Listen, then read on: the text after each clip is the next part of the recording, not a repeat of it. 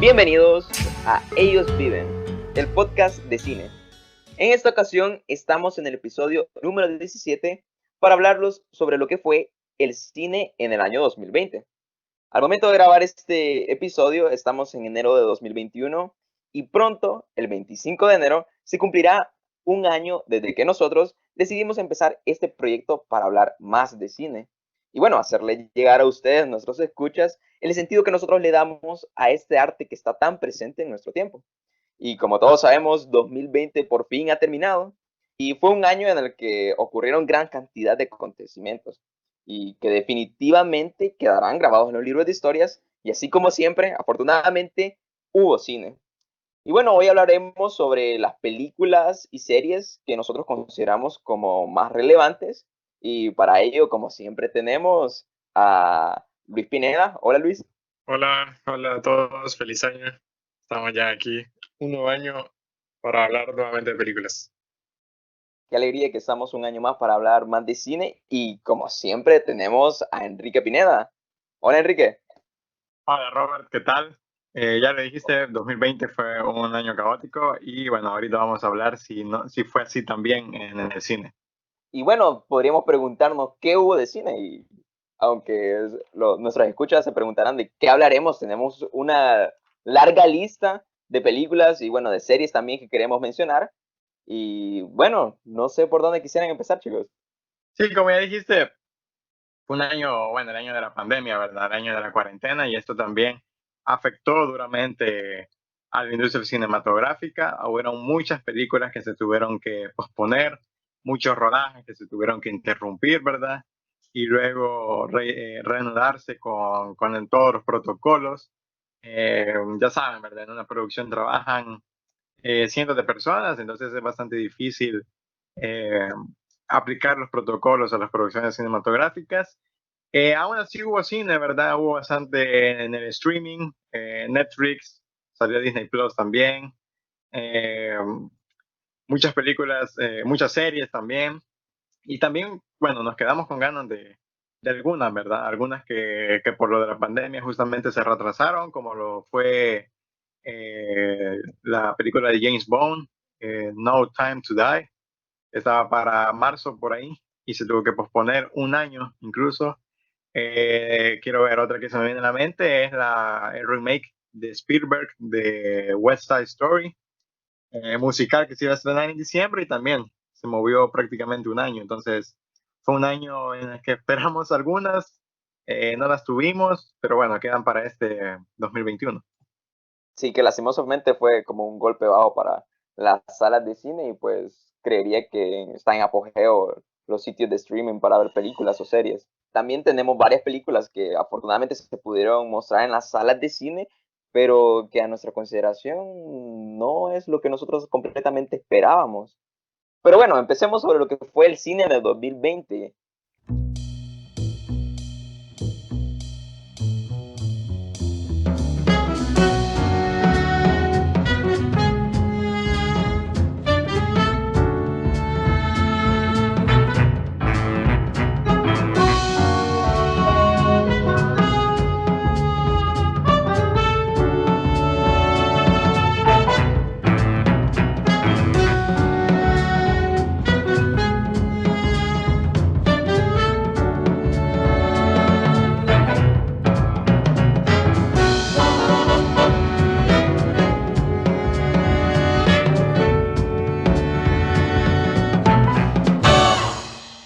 Bueno, como ya mencionaban, ¿verdad? Un año paralizado para la industria, pero bueno, también a nosotros nos afectó muchísimo, ¿verdad? Los espectadores, y ya mucho tiempo, bueno, al menos aquí ya se abrieron los cines, ¿verdad? Eh, pero igual, mucha gente sigue sin querer ir, ¿verdad? Un año prácticamente sin ir al cine, en donde sacaron mucho provecho de estas plataformas de streaming, ¿verdad?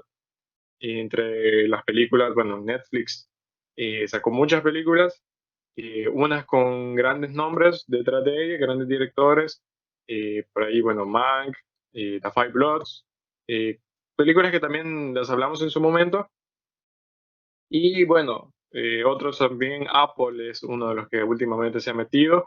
Por ahí tiene a Sofía Coppola, con su película. Y bueno, HBO también estuvo presente, por ahí sacaron una película, pero también ellos, digamos que su fuerte es la serie, ¿verdad? Bueno, con la película que quiero que iniciemos, es una película que en verdad es del 2019. Su fecha, digamos, de estreno original es del 2019, pero internacionalmente sí, creo que en la mayor parte del mundo se estrenó ya en 2020. Son de estas películas que, digamos, bueno, los Oscars hacen eso bastante, que hay un cierto tipo de películas que se estrenan ya en diciembre, o noviembre, diciembre, o incluso en enero, que son como, bueno, esas películas que quieren ir en las nominaciones, ¿verdad? Y es como, digamos, para estar más frescas en la memoria. Eh, pero bueno, esta de la que vamos a hablar se estrenó en diciembre, sí fue nominada a un Oscar, pero no causó tanto furor, digamos. Estamos hablando de Richard Jewell, película de Clint Eastwood. Es un antes y un después de lo que llegaría a ser la pandemia, y esta película, digamos, toda la vimos en una normalidad, ¿verdad? Entre comillas. Así que bueno, Richard Jewell de Clint Eastwood. Bueno, esta película trata está basada en una historia real, de un guardia de seguridad, un hombre, Richard Jewell, que es culpado de un atentado durante, creo que son los Juegos Olímpicos, ¿verdad? De Atlanta. Sucede un atentado y él estaba de turno en ese momento, explota una bomba y bueno, después quieren buscar un culpable y el único que encuentran o que quieren hacer culpable es a él. Entonces esta película, de nuevo Clint Eastwood toma a un héroe, digamos, un héroe común, se sale un poco de eso, bueno, o sea, fantástico del héroe y nos presenta un héroe cotidiano, ¿verdad? Entonces, la película está muy bien hecha. Clint Eastwood, bueno, a sus 90 años sigue haciendo películas y creo que cada vez las hace mejor, y al menos en esta última década estuvo trabajando bastante, y Richard Jewell lo mantiene, ¿verdad?, como un gran director. Sí, también que marca, es interesante como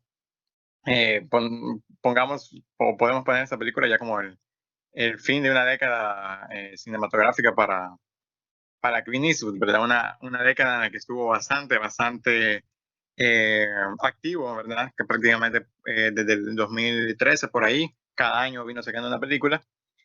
Y creo que también Clint traía una para 2020, para finales de 2020, creo, no estoy muy seguro, y creo que también tuvo que retrasarla. Pero bueno, ya lo dijiste, la verdad es que Richard Jewell es de las mejores películas, bueno, creo que de toda esta lista es la mejor de la que vamos a hablar, es sin duda una gran obra de Clint, que ya lo dijiste, cada vez que, eh, digamos, con la edad parece que las historias van siendo cada vez más simples, pero las películas también van siendo muy complejas. Y toca una historia muy crítica, muy sensible del pueblo estadounidense, esto de tener un héroe y cómo, digamos, el sistema, el establishment lo intenta rebajar, ¿verdad? Lo intenta hacer como que realmente no es un héroe, lo intenta dar vuelta. Eh, Porque el personaje de Richard es quien evita el atentado, ¿verdad? En estos Juegos Olímpicos. Y luego se le viene encima la prensa, se le viene encima el FBI, que supuestamente él fingió todo eso del atentado para llevarse fama, ¿verdad? Para hacerse famoso. Entonces, también un poco interesante que, digamos, para finales de 2019, ¿verdad? Esto del héroe común que ya hablabas, y cómo después, ya en el 2020, ya en la pandemia, fue, digamos, un tema de conversación, esto de los héroes comunes, ¿verdad? Eh, por los doctores, etcétera, y que justamente está en el mismo juego de vaya, que quizás sí se les reconozca, etcétera, pero no se va a hacer nada para cambiar realmente las condiciones eh, de ellos en el sistema, ¿verdad? Entonces, digamos que por ahí va un poco el discurso, o el discurso actualizado que le podemos dar a Richard Jewell en tiempo de pandemia. Sí, a mí también lo que me gusta, por lo menos en las últimas dos películas que ha sacado Clint Eastwood, es cómo, bueno, cómo desde una historia simple también nos muestra la perspectiva en el que los personajes pueden ser personas, o sea, no héroes extraordinarios, sino como comunes, pueden ser básicamente juzgados solo por su apariencia física o su complexión física. Obviamente tenemos Sí, básicamente diferentes lados, por ejemplo en Richard Jewell es juzgado, ¿verdad? Básicamente por su complexión física y sobre solo por cómo se ve y bueno, actos que tiene así que lo pueden opacar o lo pueden llevar a que sea un criminal, aunque en sí, verdad no lo sea, es terminan juzgado, juzgándolo además de solo por eso. Ajá. por ser gordo, ¿verdad? También es juzgado como por por ser introvertido, ¿verdad? Por no ser muy social. Ajá, por tener básicamente un perfil, digamos que sí, digamos, es un poco rebuscado para acusarlo, pero siempre van directo a él solo porque estuvo ahí, ¿verdad? E hizo lo correcto. Igual en La Mula tenemos básicamente al personaje de, si no me equivoco, se llama Earl, que es el mismo Clint Eastwood actuando, pero que a pesar de que en esa ocasión sí está haciendo algo malo, porque bueno, sí está ayudando al tráfico de droga, no es juzgado en un principio por las autoridades solo por cómo se ve, porque es que un anciano inofensivo. Pero me llamó mucho la atención, por lo menos en Richard Jewell, cómo nos presentan, o por lo menos yo no he visto muchas películas con respecto a eso, que nos presentan la autoridad como algo que está haciendo completamente malo, ¿verdad? O por lo menos cómo nos lo plantean en general en el cine, que el FBI básicamente intocable, y en este caso sí Sí, vemos que han hecho algo que en verdad no es justo y que y hasta curiosamente te no caen se mal, habla mucho de eso. Ujú. te caen mal al final los del FBI. Entonces, es increíble, yo digo, bueno, como una película, justamente lo que decís, es otro punto de vista en el que te llegan a caer mal hasta la periodista, los del FBI, y vos decís, bueno, ¿cómo es que son esos los que en teoría, digamos, defienden esta historia, ¿verdad? En el caso de la periodista y en el caso del FBI, que son los que tendrían que hacer justicia y realmente es todo lo contrario lo que le hacen al hombre. Y otra cosa que quería agregar con esto que también decías de la crítica o del juicio que se le hace por su apariencia y por su actitud, que también se le enjuicia un poco por hacer su trabajo, ¿verdad? Es el único que se toma en serio su trabajo y Sí. es como que nadie lo toma en serio, ¿verdad? Pero él sí se toma en serio su trabajo, aunque no sea el gran trabajo, ¿verdad? Heroico, y aunque sea solo un guardia de seguridad en una universidad. Sí, bueno, antes había sacado Clint Eastwood Soli, que trata de este piloto que tiene que acuatizar, ¿verdad? Un avión. Y un poco que en esa vuelve a repetir eso, ¿verdad? Que hay que estar en la situación, ¿verdad? Digamos, bueno, a Soli y aquí a Richard se le juzga por hacer su trabajo, ¿verdad? Pero también se le juzga por una situación en la que, digamos, el manual no te lo dice, ¿verdad? Como a pesar que en esta Richard sí actúa, digamos, con cierta lógica, pero en los momentos en los que ya te falla ese manual es como hay que actuar, ¿verdad? Y estos personajes actúan y luego se les juzga por eso, ¿verdad? Y Por hacer lo correcto. sí, por hacer lo correcto. Otra cosa que, bueno, quería mencionar, aquí Enrique lo decía, esto de que, bueno, te llegan a caer mal la prensa, el FBI, pero siento que Eastwood no exagera en eso, lo hace bastante sutil. Bueno, está esto de Olivia Wilde, es la periodista, que ella es como que se arrepiente, ¿verdad?, de lo que hizo, pero hasta ahí la corta, no es como, bueno, es decir, ella se arrepiente, pero eso no le quita todo lo malo No, que hizo. realmente no los hace quedar bien. Realmente lo que Clint hace al final es dejarlo a todos mal. Te hace decir a vos que, bueno, estos son grandes malditos, ¿verdad? Y no Sí, merecen ni siquiera el perdón. pero lo hace eso, pero lo hace del personaje, porque al final, bueno, Richard lo que les dice a los oficiales es que él quería ser como ellos y pensó que eso era lo mejor y después de ver todo lo que le hicieron, ya no lo cree, ¿verdad? Es decir, Richard Jewell no se pone a dar un discurso, ¿verdad? Político general, sino que lo dice de su persona, ¿verdad? Porque eso es lo que lo que él aspiraba, ¿verdad? De hecho, él soñaba, digamos, con ser ese héroe, ¿verdad? Típico, ¿verdad? Ese héroe, bueno, el policía o qué. Y al final donde lo encontró, donde terminó siendo el héroe, fue en lo que menos esperaban, ¿verdad? Un guardia de seguridad. Sí, con respecto a Richard Jewell, lo que también me llama mucho la atención es el hecho de que, como tú lo mencionabas, que nos muestra desde la perspectiva del personaje como una entidad, ¿verdad? Que los medios no lo muestran, o por lo menos como en muchas películas, de que son la autoridad y que, bueno, son el máximo bien. Aquí no lo presentan obvio desde otro matiz en el que él está siendo afectado. Y bueno, es curioso cómo, bueno, quizás en general nos gusta más puntualizar, ¿verdad? ¿Quién hizo algo malo, ¿verdad? O él tiene la culpa porque indica que todo lo que ha hecho en su pasado lo puede llevar a cometer algo grave. Es diferente básicamente ahora como alguien, digamos, que hizo lo correcto o que tiene aspiraciones buenas para realizar su cometido y digamos que quizás ha sido inspirado por cómo nos lo plantean los medios, porque incluso en la película menciona, ¿verdad?, que consideraba de que lo que máximo que podría llegar de cargo un policía o una persona de seguridad era el FBI.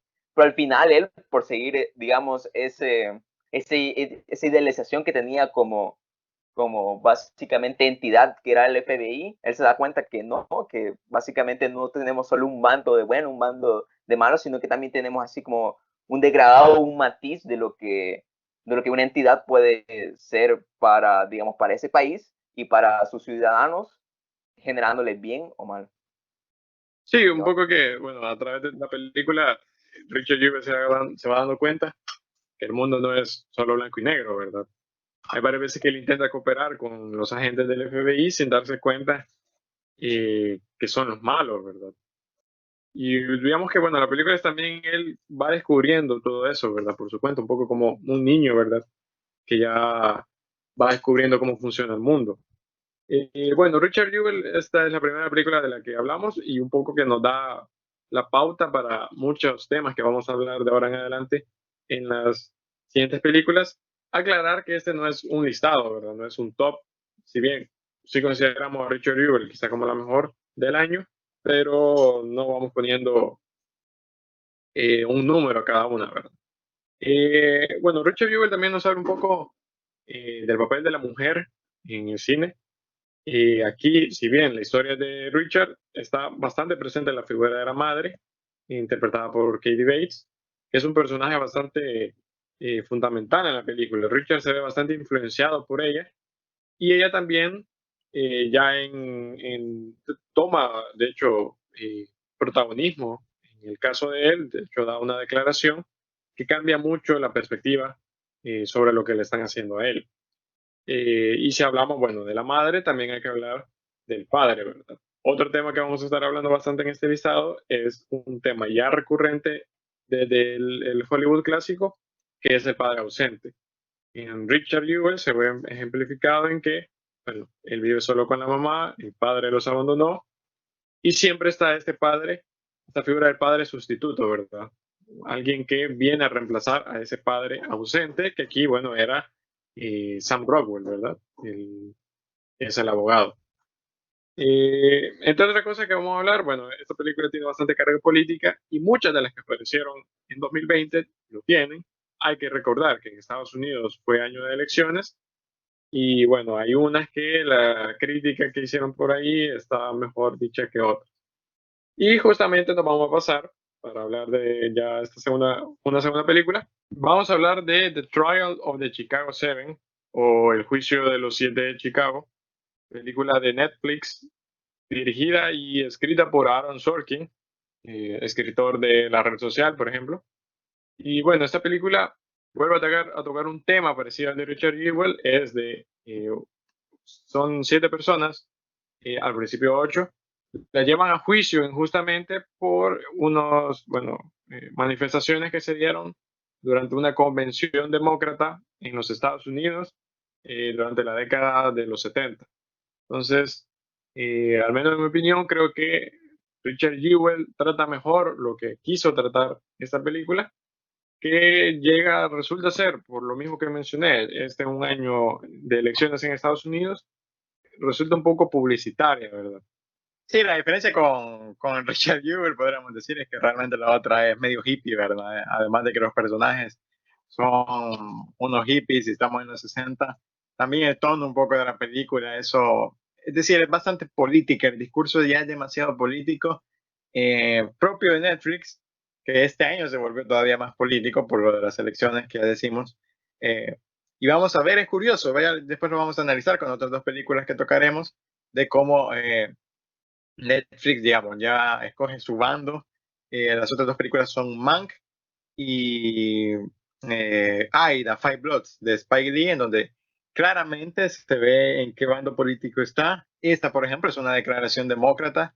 Se nota en la escena con Michael Keaton. Además que es una película, ese tipo de películas, bueno, Sorkin, digamos, no sé qué decir de Sorkin, es decir, ocupa técnicas que ha ocupado en todas sus películas, que ha ocupado en la red social, pero aquí parece que no están bien dirigidas, podemos decir. Quizás no es tan buen director Sorkin, necesita un buen director para que sus guiones se vean bien.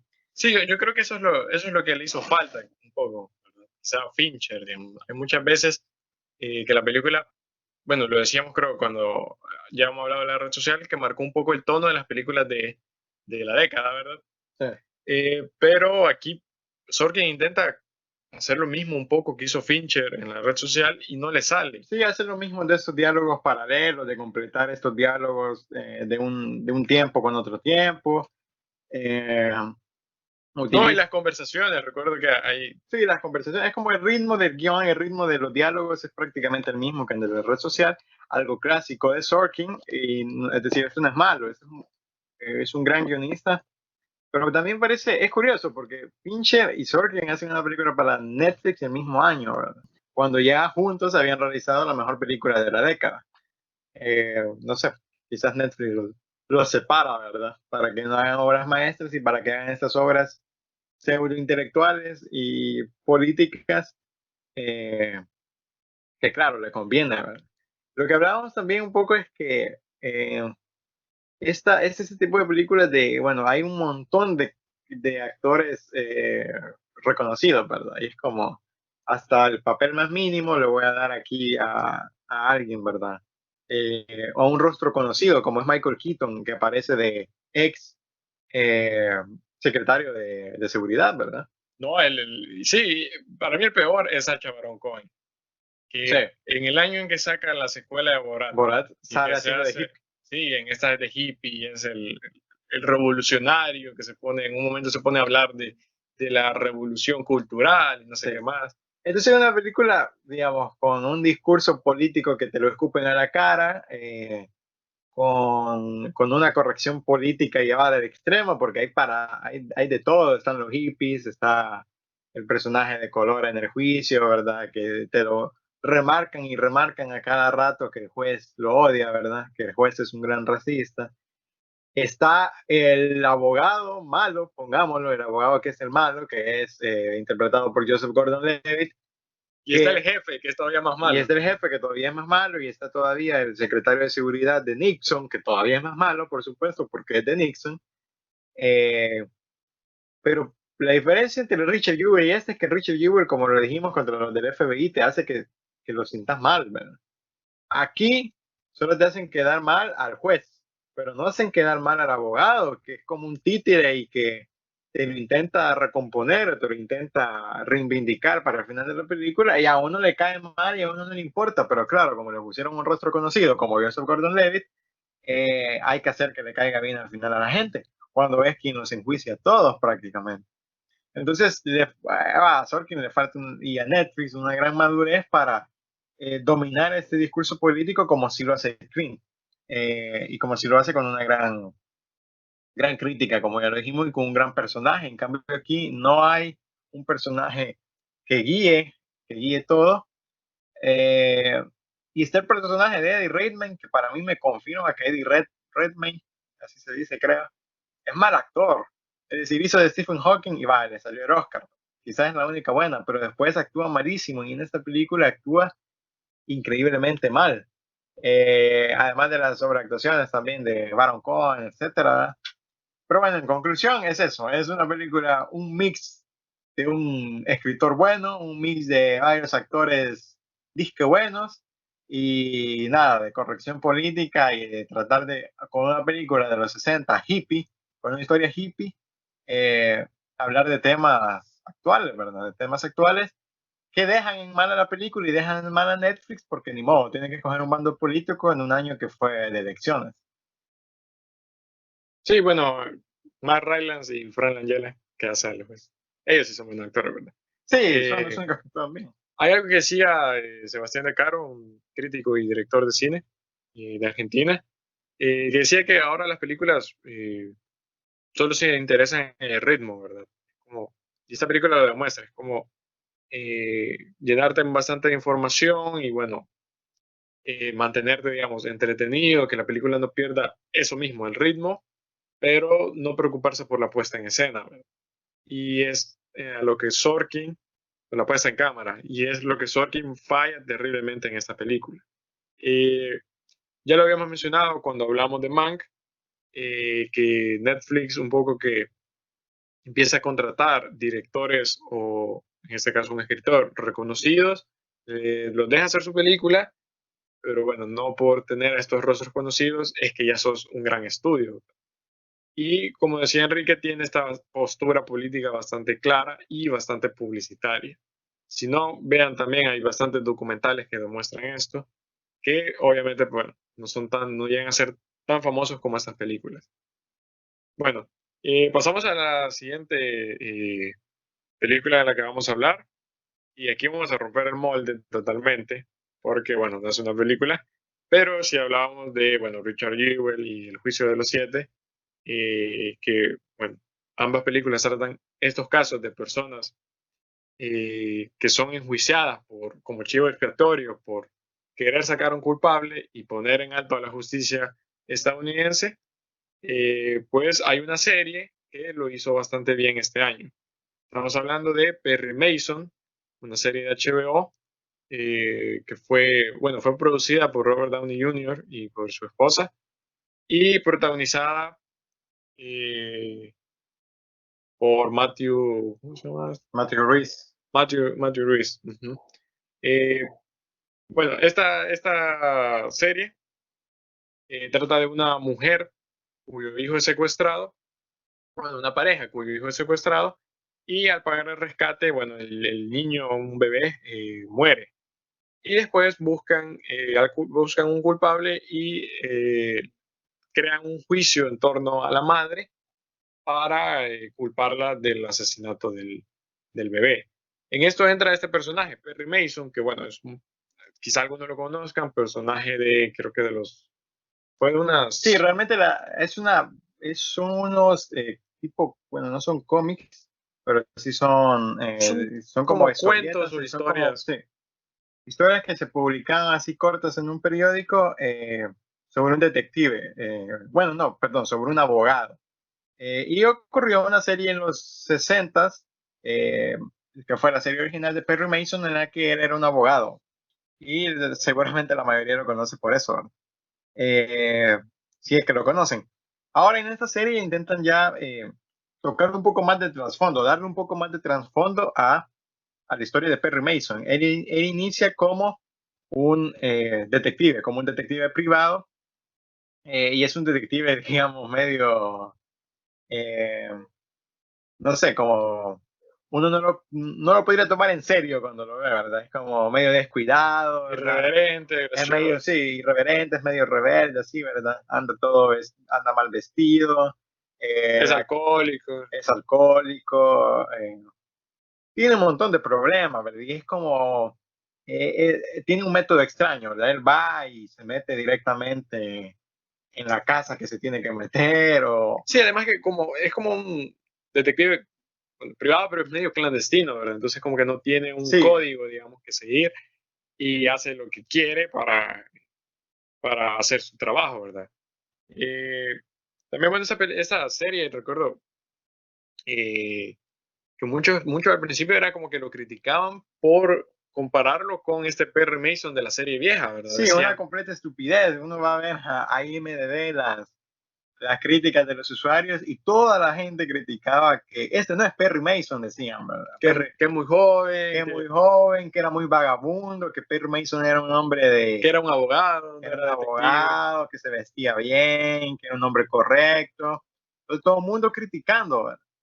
Y lo que sucede es cierto, él empieza siendo un detective privado, como ya lo dijimos, empieza a trabajar para Ivy, eh, Es que como su mentor. es como Sí. su mentor, que él sí es un abogado y ella es una firma de abogados y es interpretado por John Lithgow, una actuación muy buena.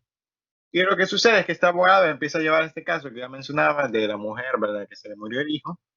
Y al final el abogado se ve atado de mano, ¿verdad? No puede resolver el caso, es imposible resolver el caso y se suicida.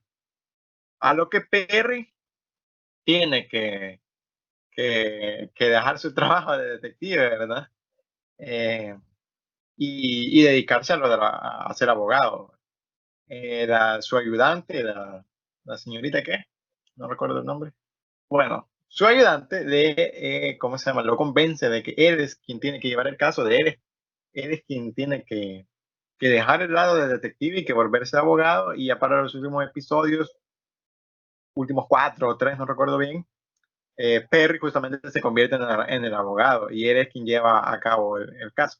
Y ahí van a ver a través de las críticas de IMDb y a la gente riéndose de aquellos que habían dicho que este no era Perry Mason, ¿verdad? Sí, además que eran críticas, es decir, criticadas el primer episodio, Sí, sin haber visto sin, todo lo demás. exacto, sin haber visto los 7 restantes. Entonces, ya lo decías, nosotros no solemos hablar de series, usualmente porque las series no tienen ese nivel de autor, ¿verdad? Es decir, un episodio le dirige uno, otro episodio le dirige otro director, entonces no hay como una línea de pensamiento común, ¿verdad? Perry Mason sucede eso, no todos los episodios lo dirige la misma persona, pero sí parece, o sea, sí tiene esa línea de pensamiento común, ¿verdad? Sí, además de tener un estilo, que es un estilo bastante como el estilo detectivesco, ¿verdad? Ambientado en los años 30, porque justamente después de la Gran Depresión.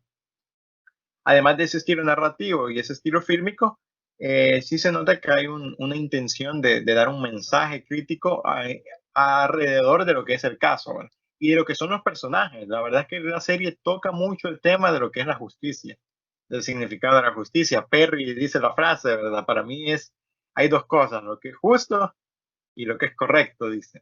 Y Sí, esto lo vamos a lo ver genial, alrededor de toda la serie con él y con el personaje del amigo, que es Strickland, con el personaje de su asistente y, bueno, con el oficial, con el policía negro también. Entonces, todos esos personajes, sumándole el caso, da un gran mensaje crítico. sí, lo genial de esa frase es que él la dice al inicio, ¿verdad? Cuando es un vago, ¿verdad? Y allá después, cuando ya es abogado, ya debe de, Ya la ponen en práctica.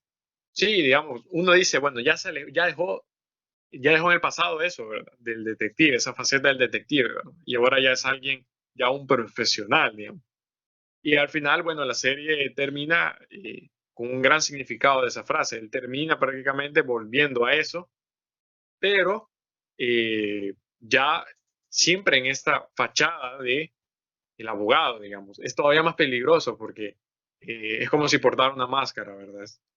Y eso lo trata mucho en la serie, porque tenemos, bueno, hay un personaje del el abogado que quiere acusar a la mujer, que es alguien que El quiere... fiscal, realmente es el fiscal. Sí, es un fiscal. Hay un gran rollo político ahí, porque el fiscal también, ¿te acordás que es él quiere llevar el juicio porque quiere adquirir un puesto político, ¿verdad? Sí, él quiere, no sé si quiere la reelección o un puesto mayor, pero sí. De ahí están, hay otros detectives que también están en la conspiración y Son bueno, corruptos. son corruptos y bueno, participaron, creo, incluso uno participa en el asesinato. Y con esos temas recurrentes que mencioné al inicio, también está el papel de la mujer bastante presente. Se ve principalmente en dos mujeres, en la madre del niño, ¿verdad? Que quieran abusar. Y de ahí estaba el personaje de Sister Alice. Ah, sí, tampoco hemos hablado de Sister Alice, que es como el elemento religioso fanático que tiene la serie, ¿verdad? Sí, bueno, un personaje increíble porque que ya un poco avanzada la serie se empieza a explorar más sobre su pasado, un personaje sufrido y que ella es como explotada por Por la creer que madre. tiene ciertos dones eh, Profético. proféticos y mágicos, es explotada por la madre y por la iglesia. Y luego la incluyen en el juicio, ¿verdad? Algo más que interesante cuando hablamos, bueno, de política y qué tanto influye la religión o qué tanto debería estar incluida la iglesia. Sí. Aquí se ve bastante presente. Lo increíble, bueno, solo ya para terminar con Perry Mason, esta frase que decíamos, al final, bueno, Perry Mason, digamos que termina llevándose por esa frase y nos deja, como mencionábamos anteriormente, de que el mundo no es blanco y negro, ¿verdad? Sino que a pesar que Perry Mason es el bueno, en un momento para ganar tiene que hacer algo malo. Algo malo. Sí, al final Perry lo que hace, y lo que nosotros nos damos cuenta en el último episodio, es que para ganar el juicio, bueno, realmente no lo gana, es como un empate, ¿verdad? Empate técnico, lo dejan como nulo el juicio, pero para llegar a eso, porque si no llegaba a eso, ahorcaban a los cheras, ahorcaban a su cliente, ¿verdad? Mataban a su cliente. Entonces, ¿qué hace? Bueno, soborna al jurado, y eso nos damos cuenta al final, y ahí nos damos cuenta que, bueno, cumple esta frase que le había dicho de la justicia, al final la tiene que poner en práctica y nos damos cuenta que ese es todo el mensaje de la serie, como ya lo dijiste, no hay blanco ni negro, y que es necesario un personaje en el mundo ahora, corrección política, etcétera, un personaje como Perry que tenga claras las cosas. Lastimosamente que es una serie de HBO, ¿verdad? Si estuviera en Netflix todo el mundo lo hubiera visto, pero bueno, intenten verla. Bueno, ya que iniciamos hablando de series, nos vamos a quedar con otra serie. Esta sí ya bastante popular, creo que la mayoría la ha visto. Una serie de Netflix.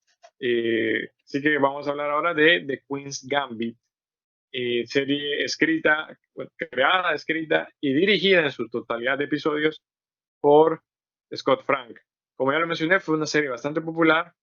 Sí, bueno, sería como una nueva modalidad lo que nosotros estamos tratando, hablando aquí en un podcast de cine, hablar de series, pero bueno, esto lo admerita, ¿verdad? Y es que The Queen's Gambit o Gambito de Dama fue una serie que creería yo que tuvo mucha aceptación para, bueno, primero para quienes ven series y bueno, también para los que ven cine, porque esta serie tiene mucho cine dentro de ella y bueno, como tú lo mencionaste, fue dirigida por Scott Frank.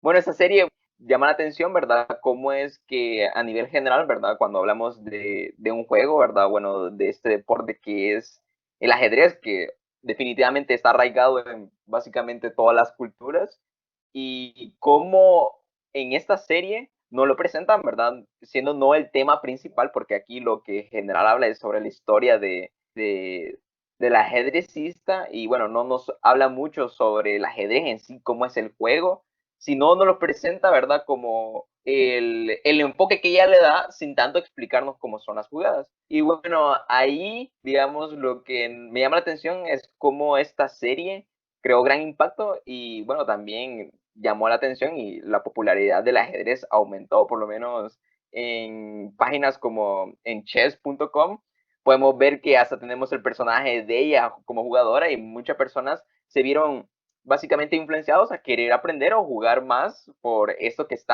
empezó a ser como moda. Tenemos aquí en esta serie a Anya Taylor-Joy, que básicamente es la actriz, ¿verdad? Que tiene el rol de, si no me equivoco, de Beth Harmon. Sí, Beth Harmon, y nos presenta que es una ajedrecista. Esta historia no es una historia basada en hechos reales, sino que trata sobre una novela escrita en 1983 por Walter Tevis y que nos representan a ella como que primero como una joven que se queda sin padre en un principio porque su madre no la dejaba verlo y que nos la presenta en el primer episodio de que su madre se suicida y queda ella ante la intemperie y termina viviendo en un orfanato donde tiene su primera experiencia aprendiendo ajedrez y es ahí donde ella se enfoca grandemente en este deporte y lo hace como algo suyo. Aquí podemos ver algo interesante, ¿verdad? Y es sobre el mucho cine que hay en esta serie. Y bueno, hay unos elementos que nosotros quisiéramos mencionar. Con ustedes estamos hablando acerca del alcohol o de las pastillas que ella siempre recurre en cada una, en cada uno de los episodios y que nos dan como una perspectiva sobre la evolución del personaje, pero siempre recurriendo a ellos cuando estamos en distintas partes de la historia. Y este elemento bueno, es un elemento que ya hemos hablado antes, el principio de simetría, que en esta serie se ve principalmente en las píldoras, ¿verdad? En las pastillas. Se ven al inicio, en el primer episodio, justo al comienzo, antes de que ella vaya a jugar con el ruso, se ve que ella se toma las pastillas y luego ya vemos, está el flashback y vemos el inicio de su adicción con las pastillas, ¿verdad? Recordemos que cuando ella empieza a jugar y toma las pastillas, ella imagina el tablero y las jugadas en el techo y al principio uno dice, bueno, es un poco que ella también lo piensa que son las pastillas las que la hacen jugar bien, ¿verdad? Es como un talento prestado, digamos. Ahora, este elemento es increíble porque aparece en todos los episodios, las píldoras aparecen en todos los episodios y cuando uno piensa que no van a aparecer, ahí aparecen. De hecho, hay un episodio cuando ella ya se muda con sus padres adoptivos, eh, que ella va, la madre adoptiva la manda a comprar las pastillas que ella no sabe que son las mismas que tomaba en el orfanato. Y bueno, cuando se encuentra de nuevo con las pastillas, también se encuentra con una revista de ajedrez. Entonces, un poco que ahí siempre nos la va conectando, ¿verdad? Y esto es increíble en esta serie porque al final, cuando ella ya no está tomando las pastillas y se tiene que enfrentar a la Borkov, al ruso, ya en la última partida que tiene, pues ella ya sin las pastillas imagina el tablero y gana, ¿verdad? Entonces ya poco que le confirma a ella y a nosotros que este talento no era por las pastillas. Otra cosa que mencionabas, ya lo habías mencionado, ya dijiste que tiene bastante de cine y sí, hay bastantes elementos simbólicos que no son exclusivos del cine, es decir, una serie bien los puede tratar, pero en general no lo hacen, ¿verdad? Y bueno, ya mencionó por ahí Robert esto de las madres, ¿verdad? Vuelve a aparecer este tema del padre ausente, ella eh, no tiene padre y luego el padre adoptivo también la deja y al principio encuentra ese sustituto en Shaven, el personaje, sí, Shaven, Bill Camp es el actor, que es quien le enseña a jugar ajedrez, ¿verdad? Él es como, él es la primera figura paterna que tiene y es como la única que tiene durante toda la serie. Y si se dan cuenta, bueno, que hay otro elemento simbólico, que ella aprenda el ajedrez, que va a ser el resto de su vida y lo mejor que le sucede en la vida, ella lo aprende en un sótano, ¿verdad? Es decir, en el lugar más bajo ella tiene que bajar, en el lugar más bajo, sótano sucio, y está él, ¿verdad? El conserje, que uno diría es, en esa institución es como el de menor rango, es con él y es en ese lugar donde ella aprende a jugar ajedrez. También este eje vertical lo vemos más adelante cuando va a entrenar con Benny, que al principio era su contrincante y luego terminan ayudándose. Él vive de hecho, cuando llega en la casa, ella va como subiendo y Benny dice, no, dice, es por acá abajo. Y vuelve a lo mismo, ¿verdad? Donde ella aprende ya un poco más de ajedrez, pues tiene que bajar de nuevo a una especie de sótano que, bueno, parece una pocilga, ¿verdad? Desordenado, todo sucio, pero ahí es donde ella aprende lo mejor, ¿verdad? Entonces, es un elemento recurrente en la serie, ¿verdad? Otro que ya mencionábamos, creo que este es uno de los mejores personajes de la serie, es la madre adoptiva, que un poco, al principio que no la quiere, ¿verdad? Y bueno, la deja el esposo y todo. Luego un poco que empieza como a querer lucrarse de ella, sabe que puede ganar dinero con la hija, pero después llega a encariñarse, ¿verdad? Y cuando muere sí es doloroso porque Beth al final fue como la única figura figura adulta, digamos, figura de madre con la que en verdad llega a empatizar.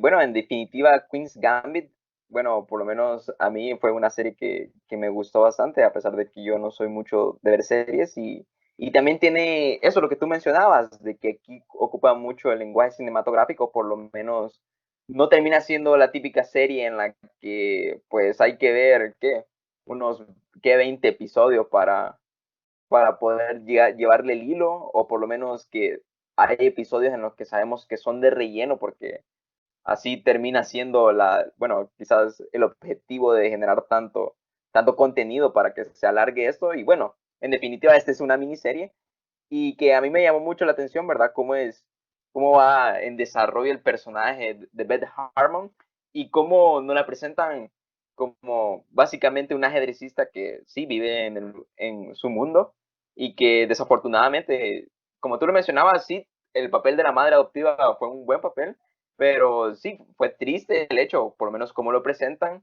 al momento de que ella muere, porque todo el tiempo ella estuvo prácticamente sola y bueno, pero también tuvo la dicha de rodearse de personas que al final la terminan apoyando. Lo que a mí también me llama la atención, ¿verdad? Es la perspectiva que le presentan a uno y es de que los contrincantes, por lo menos, suelen ser siempre los malos, o por lo menos hay medio risa cómo es que plantean que los rusos siempre son los malos. Y bueno, me gustó un poco que al final cómo terminaba la serie en el sentido de que ella se termina superando, como tú lo mencionabas, ella ya no termina dependiendo solo de las pastillas, sino que termina siendo una jugadora nata. Y bueno, así lo había buscado en toda su vida y termina básicamente eliminando sus demonios que tenía presente en ella, que eran el alcoholismo y que prácticamente la drogadicción. Pero me gusta cómo presenta el hecho de que, por ejemplo, el contrincante no termina siendo un robot, como te lo mencionaba al principio, sino que también son jugadores y que obviamente no estamos desde la perspectiva de ellos, sino que estamos desde la perspectiva de Beth Harmon y que ya lo ven como básicamente como robots o como nos lo plantean en la serie de que hacen los movimientos sin siquiera inmutarse.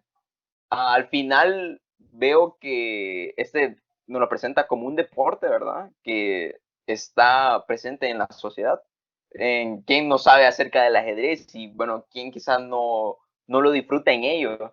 Y a mí me alegra mucho, ¿verdad? Cómo este deporte, ¿verdad? O cómo de las cosas simples. Obviamente el ajedrez tiene sus torneos y todo, pero que está al alcance de todos puede verse influenciado la gente en la actualidad con eso de lo que nos presentan o cómo básicamente nos lo pintan en la serie, algo que nos lo pintan como maravilloso y que lastimosamente en la sociedad se puede considerar como un juego aburrido, o por lo menos así suele ser en perspectiva general. Y me parece genial, sería interesante, ¿verdad? Que por lo menos las productoras, ¿verdad? O se plantearan hacer más series o películas de cosas que están en nuestro día a día y que afortunadamente son más interesantes de como nos lo plantean los medios en general. Sí, con Enrique mencionábamos, y creo que es uno de los puntos fuertes de la serie, que era cómo grabás una partida de ajedrez. Porque no es el problema de que, es decir, no todo el mundo sabe, ¿verdad? No todo el mundo ha jugado o no todo el mundo tiene una comprensión como estos grandes jugadores, ¿verdad? Entonces, ahí hubiera entrado en un problema, porque si lo hacía así, la gente que no sabe se hubiera aburrido, ¿verdad? Y también hubiera dejado mal a esos espectadores, ¿verdad? Los tomaría por tontos. Y te estaría diciendo, bueno, tenés que saber, tenés que ser un crack en el ajedrez eh, para entender mi serie, ¿verdad? Entonces, eso lo hace bastante bien. Bueno, y eso fueron nuestros comentarios sobre The Queen's Gambit, una gran serie. Aclarar, como ya mencionó Robert, Perry Mason y esta serie son en realidad miniseries, tienen creo que 8 episodios de duración. Y eso un poco que la beneficia en eso, como ya mencionaba Robert, de no colocar episodios de relleno y que solo sean transitorios o no alargarlo y pensar en una siguiente temporada o en 5 temporadas más, por ejemplo. Entonces son series bastante buenas y por ahí, bueno, siempre se encuentra así Netflix, por ejemplo, una joya como esta. Bueno, volvemos ya a las películas, quizá en un futuro volvamos a hablar de series, quién sabe. Pero volvemos ya a hablar de películas y nos quedamos un tema ya de personajes, ¿verdad? Si hablábamos de Beth Harmon en The Queen's Gambit, pues ahora toca hablar de otro personaje eh, femenino que tuvo el 2020 y curiosamente es una película que históricamente, incluso en su título, ha sido masculina, ¿verdad? Y esta es El hombre invisible.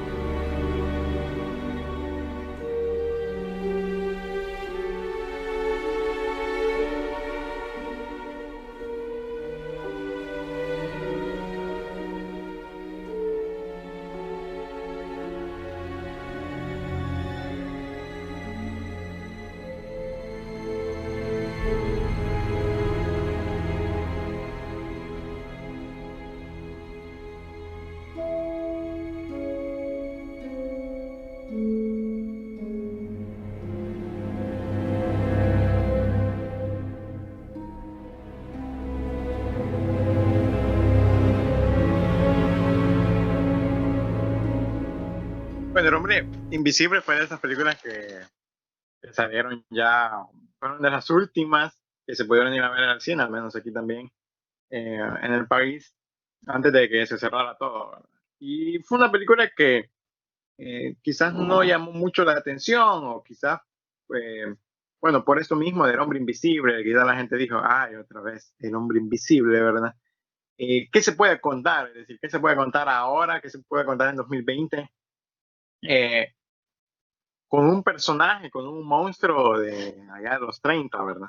Y esta película lo hace todo perfecto, porque combina este género fantástico, combina lo fantástico, esta interrupción de algo anormal en la vida cotidiana, pero lo convierte al monstruo en un tema de la coyuntura, en una problemática social actual. Y es que el hombre invisible ahora es un acosador, lo convierte en un acosador, ¿verdad? Es interesante cómo combina muchos elementos de esta, para generar esta crítica, ¿verdad? Tenemos, bueno, la historia de una chera, de una mujer que tiene un noviazgo con un científico, es un espectro un experto en óptica, y ella decide dejarlo porque al parecer él la maltrata a ella. Cuando ella lo deja, al final, bueno, después en unos días se da cuenta que el tipo se murió, se supone que se suicidó porque ella lo dejó. Pero ella medio sabía que él estaba experimentando en algo para lograr la invisibilidad. Entonces ella se siente acosada, aún él estando muerto, ¿verdad? Esto sería como digamos, ves que siempre la pregunta de, bueno, ¿qué harías con la invisibilidad, verdad? Y dicen, meterte en el baño de mujeres. O sea, ahora ya actualizado, digamos, en este acosador es, bueno, lo voy a ir a acosar, o sea, te está acosando incluso estando muerto, ¿verdad? Entonces, esto de invisibilidad va a jugar de esas maneras. Porque el tipo la va a manipular y le va a perturbar la vida, incluso, digamos, no estando presente o no estando visible, no lo vemos realmente, pero los objetivos de él están ahí. Y los objetivos de él también van involucrados con bueno, con el dinero, ¿verdad? Es una crítica también capitalista, ¿verdad? Porque el tipo era un científico, pero su invento, ¿para qué lo quiere ocupar? Bueno, para seguir, para seguir poseyendo a quien era su novia, ¿verdad? De hecho, al principio no parece que lo quiere ocupar para eso. Digamos. Lo podría haber ocupado incluso para cosas peores. Sí. Como la escena que, bueno, mata a muchos policías en un hospital. Sí. Y es como, bueno, por la circunstancia, digamos que tiene la oportunidad de probarlo con ella. Y además, eso bueno, como decía bien, ¿verdad? Que ahora es un acosador. Esto también de la palabra invisible, ¿verdad? Que al inicio, cuando sabemos que el tipo ha muerto, vemos a la protagonista y ella está traumada, ¿verdad? Incluso, bueno, sabiendo que el tipo está muerto, ¿verdad? Entonces Sí. es como, no, un poco que poniéndolo ya en la realidad nos habla de que este este acoso no es... No termina con la muerte del acosador. Sí, incluso que no termina con la muerte, es decir, eh, pareciera invisible, pero esto se queda con la persona, ¿verdad? Por Sí, se eso, por queda el eso creo trauma. que la mejor escena de la película para mí, que es genial, es cuando pelean, ella pelea con el hombre invisible y En a la ella cocina. en la cocina, exacto, y a ella la golpean, la están golpeando, tirando para todos lados y no se ve a nadie, es decir, parece como que poseída, digamos, parece que no hay nadie golpeándola, que uno, bueno, se podría malinterpretar y decir, bueno, es imaginación de ella o qué, ¿verdad? Se lo imagina Que o también eso es un exagera. poco como el punto del hombre invisible, del acosador, ¿verdad? De tratar de que se vea a esta persona maltratada como Como alguien loco, loca, ¿sí? sí, Como que está ajá. loca, como que ella se lo está inventando.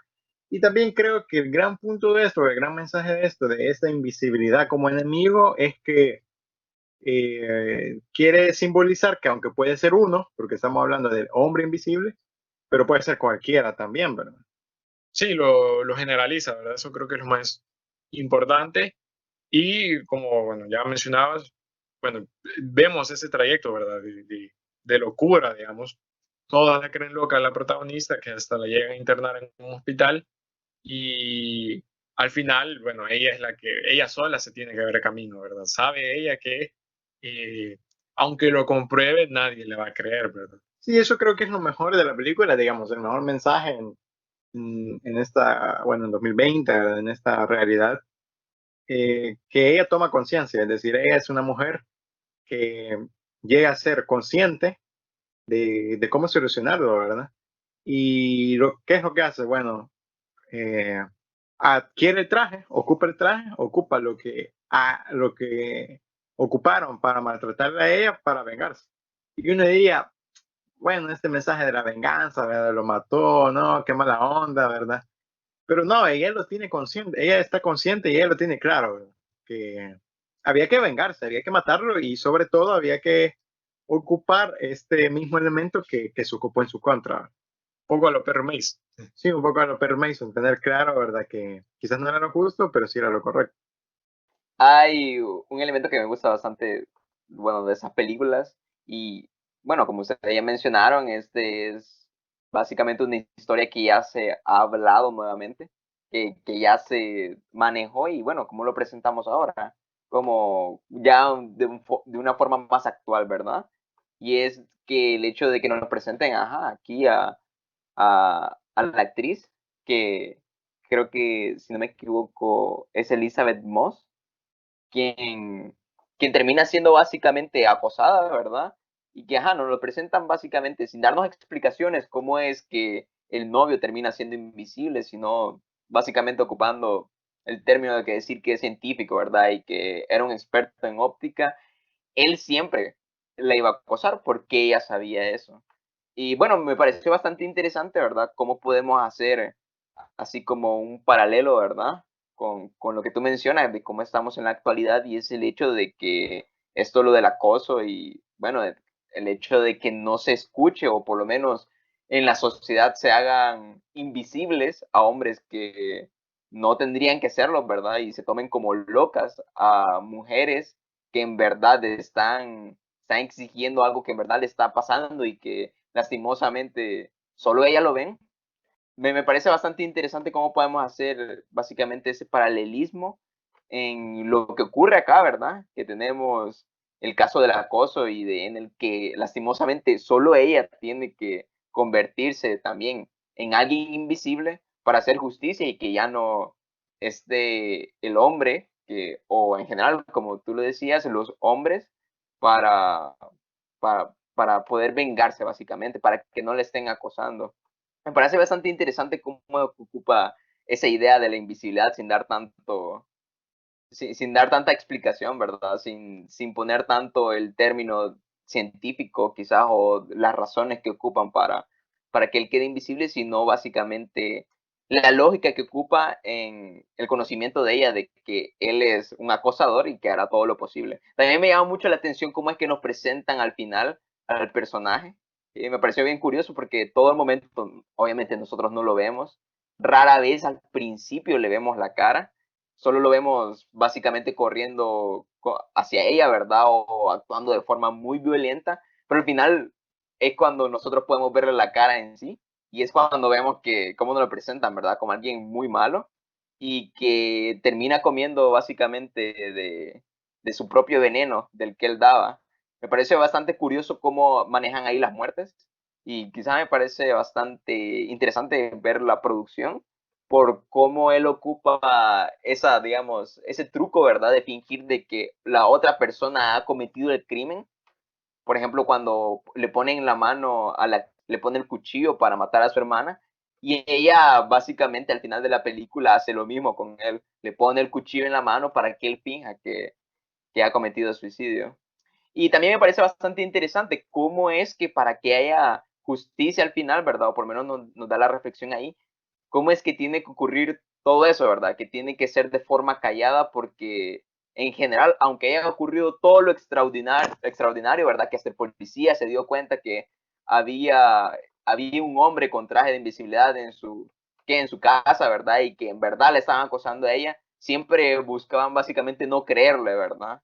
Y cómo al final, ¿verdad? Aunque tuviéramos esas pruebas, ella tenía que agarrar, ¿qué? Hacer trabajo, ¿verdad? Ella sola y, bueno, hacer justicia.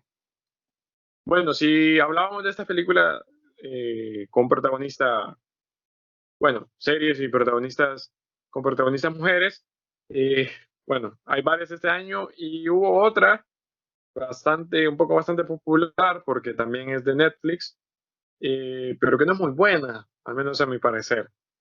Vamos a hablar ahorita un poco de I'm Thinking of Ending Things o Pienso en el Final, película de Charlie Kaufman, escrita y dirigida por Charlie Kaufman. Quizá algunos lo conozcan por Anomalisa, Synecdoche en New York, o por que escribió Eterno Resplandor de una mente sin recuerdos. Bueno, si en el nombre de episodio va lo mejor y lo peor de 2020, esta película es lo peor de 2020. Eh, bueno, sin duda alguna es de esas películas que divide, digamos, divide a la gente. Hay gente que dijo que es buena, hay gente que dijo que es mala. Para nosotros es malísima, es decir, es una película totalmente vacía. Es de esas películas pseudointelectuales que mediante pláticas, mediante charlas, porque hacen un viaje y prácticamente una hora de la película es en un carro, en el que van hablando pura basura solo para dejarnos a entender que los personajes son medio ocultos, que han leído no sé qué poeta, que han leído no sé qué libro. Malísimo. Y que el nombre lo dice un poco y es como un mensaje medio nostálgico de la muerte, de no sé qué ondas. La verdad no se entiende nada, es decir, no se entiende nada porque no hay nada, es decir, todo está subrayado, ¿verdad? El mensaje está demasiado masticado y escupido en nuestra cara, es un insulto al espectador realmente, y es una película que, bueno, para empezar así, de dando una crítica general, es aburridísima, es decir, la verdad es que creo que nadie la va a soportar, ¿verdad? Es aburridísima, nunca te enganchas en la historia porque después sucede lo de los padres y hay unos viajes en el tiempo medio raros. Es decir, es una película totalmente desordenada que intenta decir muchas cosas a la vez y al final no termina diciendo nada, ¿verdad? Termina trabando la lengua en todo lo que quiere decir, en todo lo que quiere demostrar, eh, y no demuestra nada al final, ¿verdad? Como ya dije, son de esas películas pseudointelectuales que intentan, digamos, dar, el director intenta dar su cosmovisión, ¿verdad? Su punto de vista del mundo, de la muerte, de temas disque filosóficos y disque complejos, pero no lo sabe traducir en una historia que de manera simbólica. Entonces la historia, digamos, la película se convierte en un mix de un montón de cosas que como no tienen historia, que como no tienen una narrativa, se convierten en algo aburrido, en algo pesado y en algo que al final no llegas a entender. Es tanto el absurdo Es que en absurdo, un sí. momento llega el personaje principal, dice algo así como, no, no, no hay que preocuparse por entenderla. O sea, él lo dice hablando de otra cosa, pero obviamente no está hablando de la película. Dice, no, eso, como que solo hay que disfrutarla, no hay Sí. que intentar entenderla. Prácticamente te está diciendo, miren, son muy tontos para entenderla, así que mejor solo véanla y no piensen. Y luego hay una escena de baile para el final de la película, toda sacada de la manga, es decir, todo. La verdad es que es una película cero, 0 de 10, 0 de 100, cero de todo, una película malísima. Lástima por Kaufman, porque por ahí tiene alguna que otra buena, al menos también cuando solo escribía los guiones, ¿verdad? Quizás sea ese su problema. Y lo que sucede aquí es que Netflix, como ya dijimos, intenta nuevamente con un director de nombre conocido hacerse como que es el estudio actual, que está a la vanguardia de todo. Y muchos van a decir que esta película es vanguardista, que esta película es revolucionaria, que esta película es no sé qué. Y son esa gente, esa misma gente que dice que son películas que no son para cualquiera, que son películas para pensar, que son películas se me va el nombre, pero hace poco escuché algo así como que son esas películas que de alto concepto, como que no son para cualquiera y no sé qué onda. No entiendo la verdad esa gente que quiere Que decir no con cualquiera eso. la entiende, Sí, que no es para todos. no es para todos. No, no entiendo la verdad qué significa eso, que no sea para todos. Y no entiendo también eso de película para pensar, porque la verdad es que cualquier película es para pensar. Y contrario a esta película que se dice que es para pensar, parece que es lo contrario. Realmente es para apagar el cerebro porque no te permite pensar, porque todo está, como ya lo dijimos, extremadamente subrayado. Ya hablamos de una buena, una mala, ahora vamos a hablar de otra película buena, también protagonizada esta vez por varias mujeres, y es un documental salvadoreño del que ya habíamos hablado el año pasado. Le dedicamos un episodio cuando se estrenó en cines, y vamos a hablar un poquito nuevamente de Cachada, The Opportunity, documental de este grupo teatral, ¿verdad? De La Cachada, grupo salvadoreño, que cuenta la historia. Bueno, el documental cuenta la historia de estas mujeres, ¿verdad? Que eran vendedoras y encuentran vocación como actrices de teatro. Bueno, Cachada, o como su nombre lo indica, es Cachada la oportunidad. Bueno, estaba viendo y básicamente es una película del año 2019, pero nosotros la pudimos ver en 2020 y bueno, fue cuando fue estrenada y fue de las primeras películas del año y que nosotros pudimos aprovechar para ir al cine y poder verla. Y bueno, es curioso cómo esa película, o bueno, largometraje, es a diferencia de, como hemos mencionado anteriormente, del Hombre Invisible y I'm Thinking of Ending Things, es básicamente una película que está dirigida por mujeres y que trata sobre mujeres. A comparación de las anteriores que he mencionado, era dirigida por hombres y que también tenían el rol femenino ahí.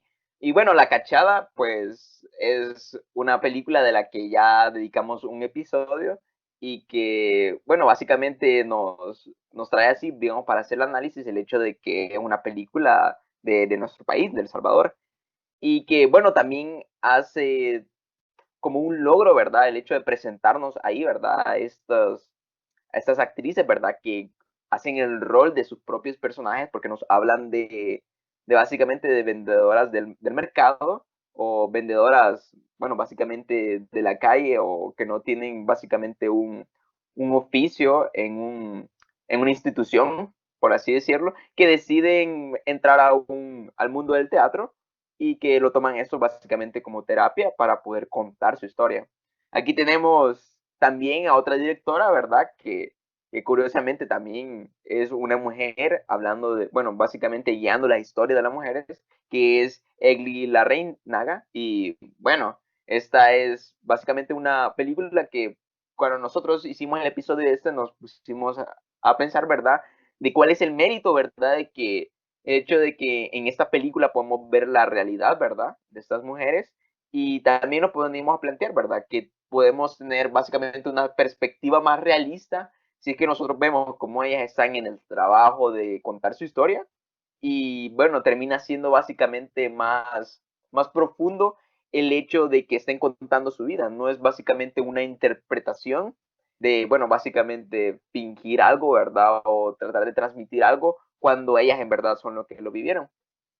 Y bueno, La Cachada, bueno, yo consideraría que son una de las películas de las que me quedaría del año 2020 y que afortunadamente es de este país, ¿verdad? Y me gustaría, por lo menos, ¿verdad? De que siguieran desarrollándose más cine de este estilo, ¿verdad? Y bueno, que afortunadamente en este caso nos habla básicamente de la realidad de estas mujeres y que bueno, lastimosamente aquí no hemos incluido ninguna de películas salvadoreña, ¿verdad? O algún cortometraje que estuvieron famosos para el año 2020, que no fuera más allá de lo que es contar la realidad, ¿verdad? Si no hay un montaje en sí, no hay una historia en sí que nosotros podamos ver en el cine salvadoreño. Así que, no sé, me llamaría la atención ver si en este 2021 llegamos a ver algo digno de recordar al final del año que haya sido producido acá. Sí, como bien mencionas, creo que de las mejores películas, bueno, el documental del 2020. Y yo creo que hay algo que quisiera destacar, es que la película no en ningún momento, si bien, bueno, es una historia real, ¿verdad? Pero en ningún momento abusa del sentimentalismo que puede causar la historia de estas mujeres, ¿verdad? En ningún momento, eh, si bien es una historia de superación, ¿verdad? Pero en ningún momento se pone como, es decir, si bien ellas un poco que encontraron ese, digamos, escape o refugio en el teatro, pero siempre nos detalla cómo sigue siendo su vida, ¿verdad? Es decir, no es que al pasar al teatro dejen de lado, dejen atrás lo que era su vida, ¿verdad? Entonces, me gusta eso porque no en ningún momento, como bien dije, quiere, bueno, solo ocupar como fuerza en la película, que uno tenga lástima, ¿verdad? Que uno tenga lástima por ellas o se sienta bien por ellas porque se superaron. Es decir, es bastante consciente de la situación de estas mujeres y también de la situación del país. También nos está hablando bastante de la situación del país, la situación económica, social y también artística, ¿verdad? La cultural, ¿verdad? Bueno, sí hablábamos que muchos directores reconocidos, ¿verdad? Sacaron películas este año, por ahí, bueno, ya hablamos de Clint Eastwood, eh, de incluso Kaufman, ya vamos a hablar por ahí de Christopher Nolan, de Fincher, pues también una directora bastante reconocida volvió a sacar películas este año. Y estamos hablando de Sofía Coppola, que este año volvió a dirigir en On the Rocks y también volvió junto a Bill Murray. Bueno, sí, muy buena película, la de On the Rocks, interpretada por Rashida Jones. Curiosamente, sale en la red social, ¿verdad? Eh, no, sí, muy buena. Un punto interesante de lo que ya al inicio comentábamos, uno de los elementos que hemos discutido bastante en este podcast sobre la figura del padre, ¿verdad?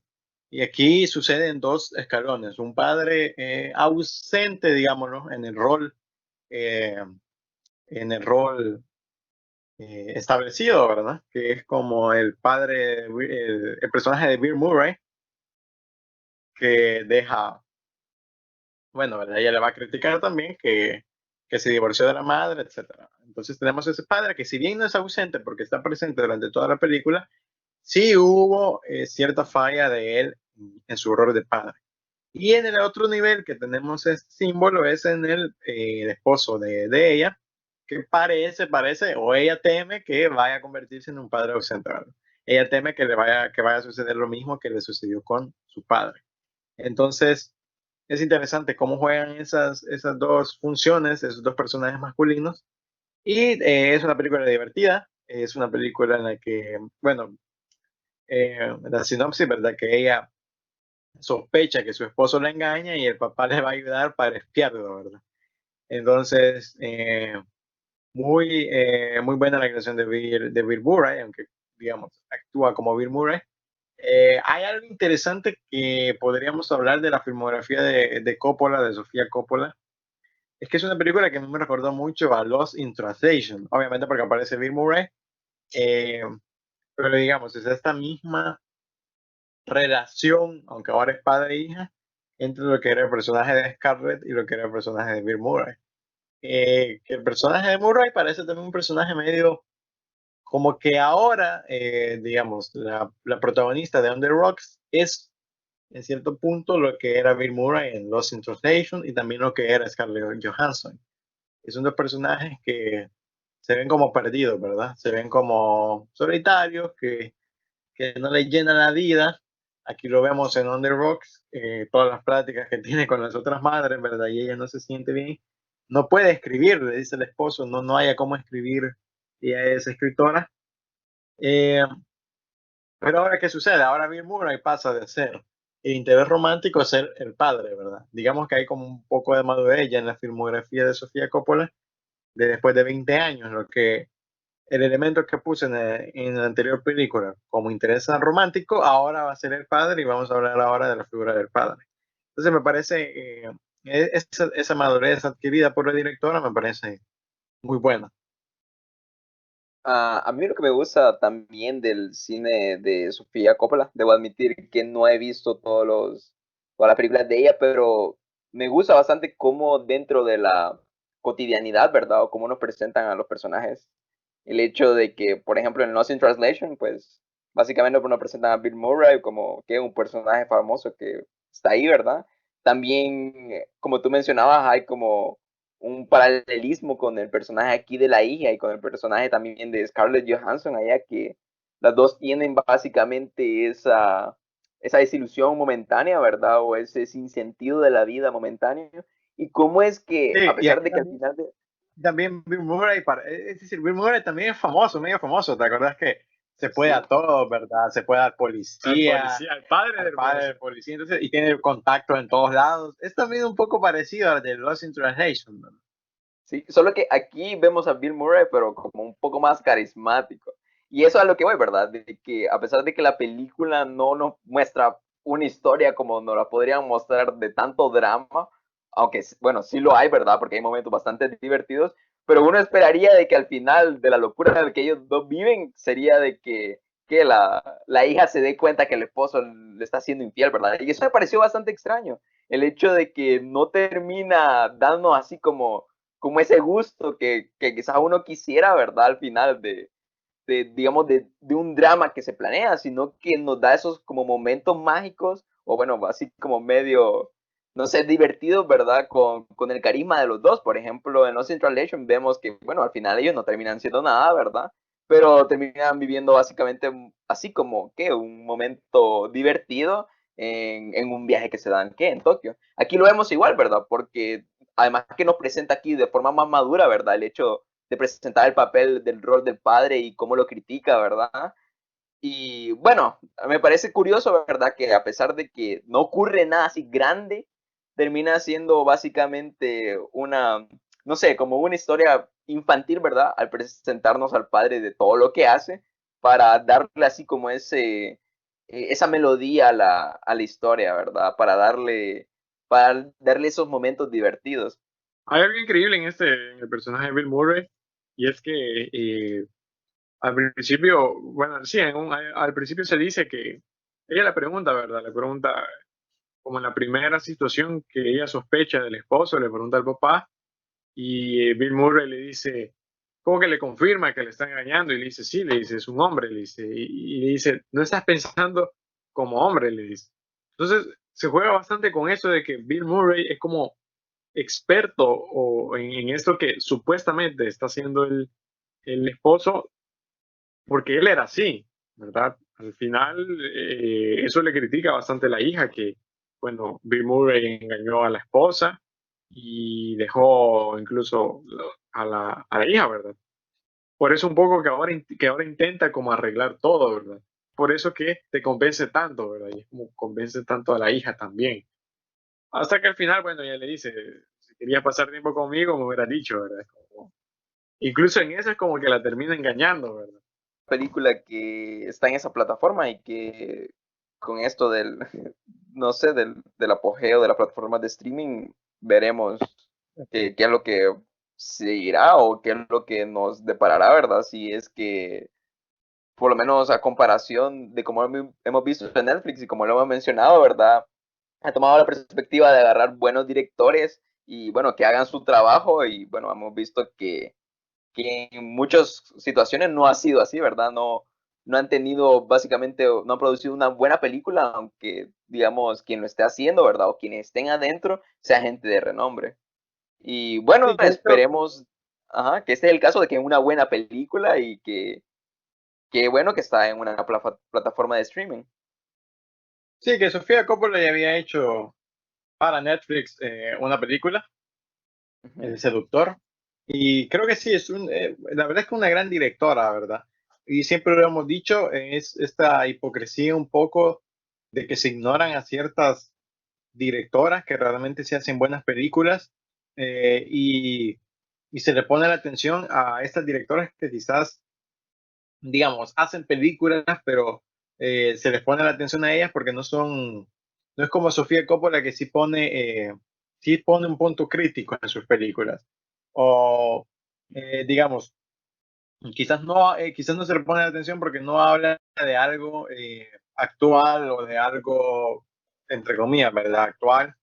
Eh, por ejemplo, me recuerda que a Greta Gerwig se le hizo un gran patrocinio con, ¿cómo se llama? Con Lady Bird. Y creo que ese mismo año Sofía Coppola había sacado esta otra que digo que está en Netflix. Eh, y se le pone la atención solo a Greta Gerwig en una película que obviamente se le pone la atención por todos los temas que trataba. Acuérdense que trataba también, bueno, de la chera que quiere ir a la universidad, etcétera. Una chera medio liberal, ¿verdad? Y Milenio. millennial. Y no se le ponía la atención a Sofía Coppola, que había hecho una película mucho mejor, ¿verdad? Lo mismo sucede con Gerwig, que había hecho Mujercita, ¿verdad? Se le pone toda la atención a ella y se ignoran a otras directoras que realmente están haciendo un mejor trabajo.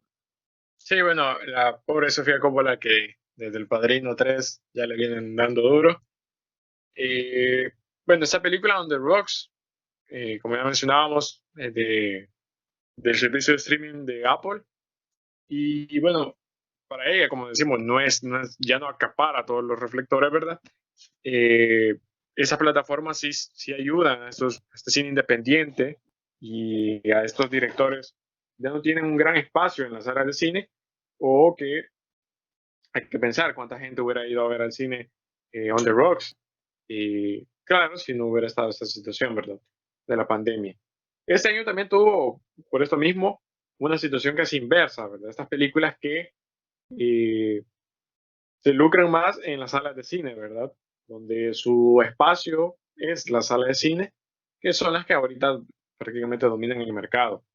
Y también hablando, ya mencionaba Enrique, esa hipocresía, ¿verdad? Las mujeres directoras, pues otra directora, Patty Jenkins, sacó una película este año, secuela, y es Wonder Woman 1984. Secuela de Wonder Woman, creo que de 2017, algo así, con Gal Gadot, ¿verdad? Y bueno, creo que no sé qué otra película de superhéroes salió este año, 2020, pero también se vieron afectadas, ¿verdad? Por la situación. Pero bueno, Wonder Woman sí creo que ya es un punto bastante bajo en- para DC, para el personaje y para todo el cine de superhéroes. Creo que por algo Disney ahora ha apuntado más a la serie, ¿verdad? En Disney Plus. Y, y bueno, creo que desde Endgame como que ya se acabó todo, ¿verdad? Ya no hay nada que contar y habrá que reinventar esto de los superhéroes porque ya creo que ya no da más. Se llegó como una situación tanta de como de empacho que ya ahora viene por el vomitar, ¿verdad? Ya ahora viene la basura. Bueno, Wonder Woman, pues si la mayoría de nuestras escuchas ya la vieron, pues creo que estarían de acuerdo con el hecho de que nosotros la posicionábamos como una mala película. No sé si iría después de I'm Thinking of Ending Things. Y bueno, lo que me llamó la atención, yo curiosamente vi esta película y yo no he visto la primera porque, bueno, esta es la secuela, ¿verdad? Esta es la segunda película que saca Patty Jenkins, si no me equivoco. Y me pareció curioso cómo inicia la película. Obviamente podemos hablar de muchas cosas malas, pero solo iniciando, ¿verdad? Me llamó la atención, Bueno, ¿verdad? Que nos hablan sobre la historia de ella. sí, la escena ¿Vale? inicial creo que es la mejor, esa secuencia de entrenamiento cuando ella es una niña, es lo mejor de la película, de ahí todo se viene abajo. Sí, todo se viene ahí abajo, pero me llamó la atención, ¿verdad? Creería que es un buen inicio, ¿verdad? Pero curiosamente no cumple el hecho, ¿verdad? De que la película empieza con lo que... o sea, con el inicio nos cuenta qué va a pasar después, o que nos cuente que toda la película, ¿verdad? Porque yo esperaría, ¿verdad? De que con eso, ¿verdad? De que la actriz tiene que, digamos, que ir a lo justo, ¿verdad? Aunque obviamente después se trata, ¿verdad? Pero obviamente no se maneja bien ahí desarrollando la película. Pero como no nos muestra, ¿verdad? Que la actriz de pequeña, bueno, el personaje de pequeña de Mujer Maravilla, tiene que, digamos, aunque injustamente, aunque ella no quiera, ¿verdad? Tiene que hacer el camino correcto para poder ganar.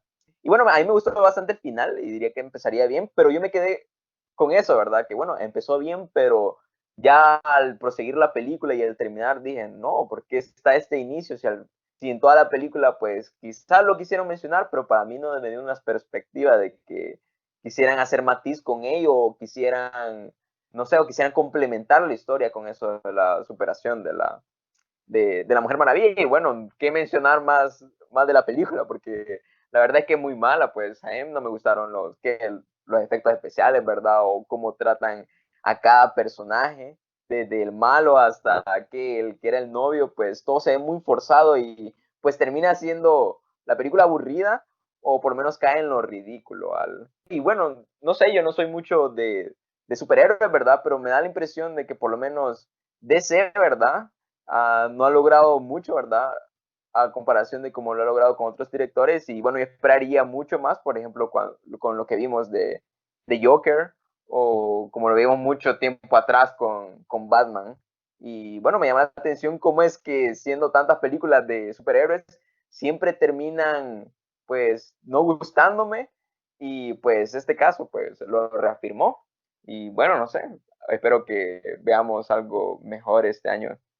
Yo cuando veía la película pensaba que parecía como que, no sé la verdad cuando se terminó de filmar, pero parecía hecha ya en el contexto de pandemia, porque tiene esos personajes, no hay nadie malo en verdad.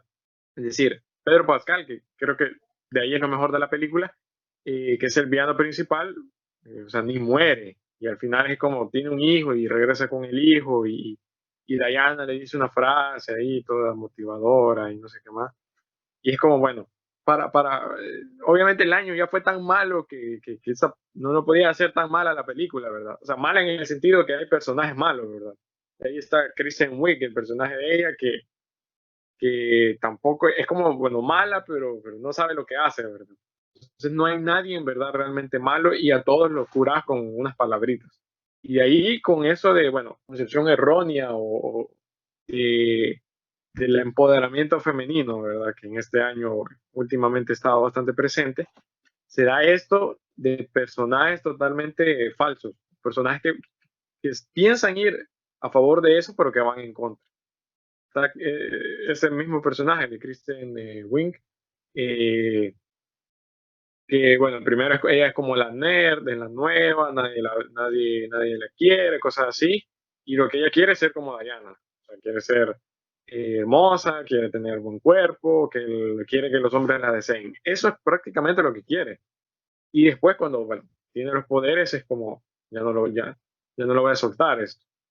Incluso hay una parte horrible, yo me reí bastante en esa parte, y es que se encuentra con bastantes hombres que le empiezan a tirar piropos, le empiezan a insultar, y aparece este gordo, ebrio, aparece dos veces para colmo, que siempre le hace lo mismo y al final lo terminan golpeando, y es como, es bien, personaje bien estereotipado, porque bueno, después aparece obviamente Chris Pine, ¿verdad? Aparece el rubio, musculoso, alto, y obviamente es el bueno, ¿verdad? Estos personajes, todos son malos, la verdad, o sea, mal hechos. Diana, en verdad, no, no, no es una heroína, la verdad. O sea, lo mucho, lo único eh, bueno que hace es lo de que tiene que renunciar a Chris Pine. Y bueno, ya viéndolo como fanático, digamos, de la película de superhéroes, ahora ya no me llamo mucho, pero sí solía hacerlo. Sí te voy a decir que ahí falla mucho en ciertas cosas de continuidad con las películas del universo que quiere crear Deseo. Y bueno, ya ni sé si lo quieren crear. Pero vemos esto que Wonder Woman se anda columpiando en los rayos y ahora puede volar y uno dice, bueno, ¿y por qué no ocupó eso en la Liga de la Justicia o en las películas anteriores? O sea, son anteriores, pero las películas están ambientadas en nuestra época actual y esta está ambientada en 1984, cosa que desde el título ya me parece un error, porque la película no tiene ningún sentido de estar ambientada en 1984. El único sentido que le dan es sacar unas referencias de la vestimenta o de alguna música, ni siquiera una música conocida que te ponen. Entonces solo es para hacer una referencia, porque de ahí todo lo que pasa podría pasar en otra época. No hay nada representativo para decir que esta película tuvo que estar ambientada en ese año. Entonces solo queda como capricho ochentero de la cultura, ¿verdad? Como muchas películas más las hay. Incluso por ahí salió un arte promocional del cast de Wonder Woman imitando la foto de Breakfast Club. Incluso de Breakfast Club es de 1985, o sea, ni siquiera estrenada. Entonces, la verdad, todo mal en esta película. Y bueno, como mencionaba al inicio, fue una de las que le afectó esto de no poder ir a las salas de cine. De hecho, se estrenó al mismo tiempo en el servicio de streaming de HBO Max, que es propiedad de Warner. Y de ahí vino esta crítica porque si no lo saben, Warner ha anunciado que no va a estrenar sus películas del 2021 solamente en cine, sino que van a ir al streaming totalmente gratis y al cine también. Obviamente la gente pues la va a ver en el streaming, al menos en Estados Unidos, ¿verdad? Donde está disponible. Y Patty Jenkins fue una de las personas que salió a quejarse de eso. Obviamente las personas que salieron a quejarse son porque le dieron mucho dinero para hacer sus películas, no salió el resultado esperado y ese dinero no lo van a recuperar, obviamente, en el streaming. Patty Jenkins fue una y la otra persona fue Christopher Nolan, que este año sacó Tenet, que fue como la primera película grande que venía tras la reapertura de los cines. Sí, esa es la película, la película más sonada debido a su director, ¿verdad? Bueno, lo voy a decir desde ya, la verdad es que la película es mala. Lamento decepcionar a los fans de Nolan. Pero sí, me pareció una película. No te la pongo a la par de I'm Thinking of Ending Things, porque por lo menos esta se ve bonita, ¿verdad? Y por lo menos en un momento me gustó ver cómo las bombas estallaban al revés, ¿verdad? Pero la verdad es que, bueno, ustedes pueden escuchar nuestro episodio sobre el origen, sobre la película de Christopher Nolan, Inception. Ahí hablamos mucho más del problema que tiene en su filmografía Nolan, sobre la sobreexplicación. Esto de, otra vez, yo también he escuchado otra vez con Tenet esta película de alto concepto, que decían, no es para cualquiera, ¿verdad? Dicho, escuchaba una crítica estúpida que decía, esta película no me permitió apagar el cerebro, decía. Y yo dije, bueno, ¿y en qué película tenés que apagar el cerebro? Eh, Realmente es otra vez la concepción de que las películas de Nolan son complejas, de que te hacen pensar. Realmente es lo contrario, es decir, sí son complejas, pero son complejas a lo absurdo porque Nolan se complica al hacer la historia y al grabar la historia. Y no te hacen pensar porque la verdad es que la historia está tan enredada y Nolan te ve la cara de tonto en cada momento que vos no puedes ser partícipe realmente pensando de la historia. Ahora, cosas puntuales. Es increíble cómo el director de Batman, de Inception, de Interestelar, imagínate, ya lleva 20 años, poco más de 20 años haciendo películas. Es increíble cómo en esta película no te puede dirigir ni siquiera una escena de conversación. Es decir, algo tan sencillo como dos personas en una mesa, sentados, hablando, no te lo puede dirigir. Si no, vayan a ver la escena que tiene la única escena en la que aparece Michael Caine. Otro capricho que aparezca Michael Caine. Pero esa escena está tan malísima, hay unos planos que duran increíblemente Y se poco. nota fácil, no es que Sí, uno lo no, siente raro. no tenés que ser experto para saber que te ubicás a cada rato en la escena, sentís que los cortes son muy abrumadores, el ritmo va acelerado, pero la práctica va lenta, no sé, una cosa toda rara, mal hecha, y esto lo vas a ver a cada rato en la película, también las conversaciones con Robert Pattinson, etcétera. Nuevamente lo de la sobreexplicación es una cosa estúpida cuando a David Washington, al personaje principal, ¿verdad? Cuando le explican esto. Y que va bien sacado de la manga, es decir, él está en un lugar, después te llevan a otro cuarto y ya resulta que hay tipos que pueden hacer esto de la inversión, ¿verdad? Que invierten no sé qué cosa. Y Que quiere meterte esa explicación científica. Cabal, y la chera le da una mini clase de física cuántica. Sí. Para colmo, después Robert Pattinson resulta que tiene Una maestría en física. Que no ocupa, solo lo ocupa para decirlo y para darle la Y explicación. para dar explicaciones. Para explicar la paradoja del abuelo. Cabal. La paradoja del abuelo, ¿verdad? Para que toda la mala diga, ey, eso me la puedo, ¿verdad?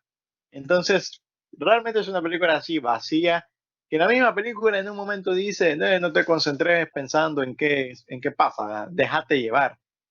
Pero la verdad, eso es una tontería. ¿Cómo crees que me voy a dejar llevar cuando al mismo momento me estás diciendo un montón de cosas de física y etcétera? Entonces, Nolan se complica en sus sobreexplicaciones y quitando todo eso, la historia es desechable, es decir, una historia de el malo que quiere gobernar el mundo y aquí El ruso estereotipado. El ruso estereotipado y para colmo aquí es peor, que el malo quiere destruir el mundo en el que él vive y no le importa irse con él, ¿verdad? Quiere mandar al mundo a la chingada y no importa qué pasa. Es una cosa tonta. Sí, y que también el personaje, el protagónico, nunca llegué a simpatizar con él. Una mala dirección de Nolan a Washington, ya lo hemos hablado. Nolan, la verdad es que no sabe dirigir tampoco actores, porque o no los escribe bien los personajes, porque John David Washington ya con Spike Lee había demostrado que era simpático, y aquí a veces tiene sus momentos de comedia, pero uno lo siente fuera de lugar, porque al principio lo ves todo serio y después lo ves cómico y dices, bueno, ¿es o no es cómico? Entonces, bueno, la verdad es que yo la pusiera como la peor porque era de la que más esperaba. De I'm Thinking of Ending Things no esperaba nada. De esta película sí esperaba algo, o al menos esperaba que no fuera peor que todas sus anteriores películas, pero lo fue. Es quizás la peor de Nolan, diría yo, ¿verdad? No sé qué rescatar, la verdad. Los efectos visuales, etcétera, pero son los elementos que ya en el episodio de Nolan lo habíamos comentado. Elementos que Nolan mete en sus películas para tener una película completa, pero que más que todo son artilugios, ¿verdad? Artefactos para que no te des cuenta que realmente la película está vacía. Todo muy mal con esa película. Realmente de acuerdo de que, y me parece curioso el hecho de que, bueno, ustedes pueden ver el episodio, bueno, escuchar el episodio que ya grabamos sobre Nolan. Me parece curioso cómo con el tiempo, ¿verdad? Este director se va degradando, ¿verdad? Y quizás lo que lo caracteriza a él, ¿verdad? O que por lo menos como primera impresión nos pueden decir, qué curioso cómo hace él sus películas, ¿verdad? Al final lo termina básicamente matando porque, no sé, veo esa recurrencia en el hecho de que él quiere hacer sus películas así con grandes enredos, ¿verdad? Que si la direccionalidad del tiempo y en la historia va para acá y luego, ¿qué? En dirección contraria, termina siendo básicamente el recurso que él ocupa en todas sus películas, pero acá pues termina básicamente haciendo una película que desechable y que lastimosamente, como tú lo decías, yo también esperaba bastante de esta película y pues lastimosamente no nos terminó dando nada bueno. Y bueno, qué lástima, esperaríamos de que para el futuro, ¿verdad? Y ese Quizás capricho, Nolan pueda rescatar lo único que pudo haber hecho bueno. Y como tú mencionas, por lo menos se ha degradado en cosas tan simples, como por ejemplo en la grabación de los diálogos, o bueno, no sé, incluso en esa película ni siquiera tenemos música. Lo que también me parece curioso, no hay música de Christopher, no, digo, de Hans Zimmer, que sea por lo menos rescatable. sí, es lo que hablábamos de que la música de Hans Zimmer le agregaba demasiado a las escenas, ¿verdad? Y que las escenas eran buenas solo por la música. Y aquí se notó cuando no tuvo Hans Zimmer, aunque sí, el otro tipo hace quizás buena música, pero como no lo tuvo, las escenas que le quedaron vacías, porque la verdad ya estaban así. Y yo creo que sí tenés razón, el capricho de Nolan de volver a hacer una historia así, de volvérsela a creer que él hace estas historias complejas, y no poder salirse, ¿verdad? Y tenía todo para hacer una película si lo hubiera hecho en el género del espionaje, ¿verdad? De las películas de espías, pero le quiso meter tanta cosa que aquí por allá, que el tiempo y que no sé qué onda, que se le salió de las manos, se le salió de control.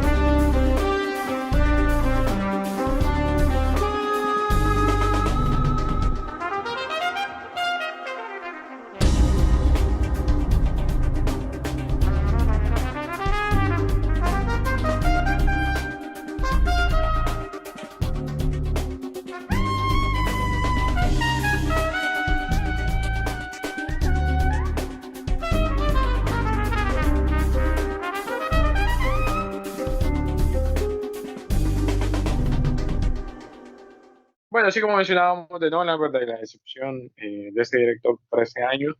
Ya habíamos hablado de Mank en un episodio dedicado específicamente a esa película. Otra excepción que fue Fincher, ¿verdad? Dirigiendo esa película, que bueno, ya decíamos un poco que se entregaba a la orientación política que tiene Netflix, que bueno, no tiene nada de malo que lo tenga, pero como lo presenta de manera tan publicitaria, sí cae muy bajo ahí, ¿verdad? Hablamos también de la polémica de Mank y de Wells, pero no nos vamos a extender mucho en esta porque, bueno, eh, tiene un episodio, ¿verdad? Particular. Otro fue Spike Lee, también como a mitad de año sacó The Five Bloods, también para Netflix, y bueno, viene como a confirmar eso, pues de estos directores que se van a estas plataformas, pero eso no hace las películas, no hace que eso, y al estudio principalmente no lo hace ya bueno solo por eso.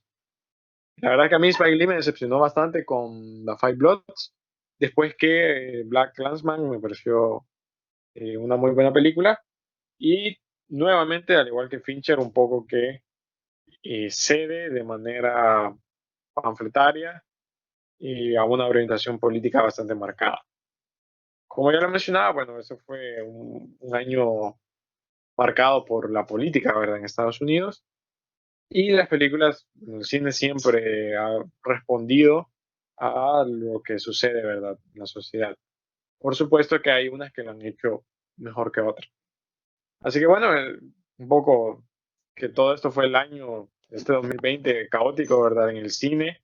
Y también ahí encontramos, ¿verdad?, quizá en la ausencia de muchas películas, también un rayo de luz en la serie, ¿verdad?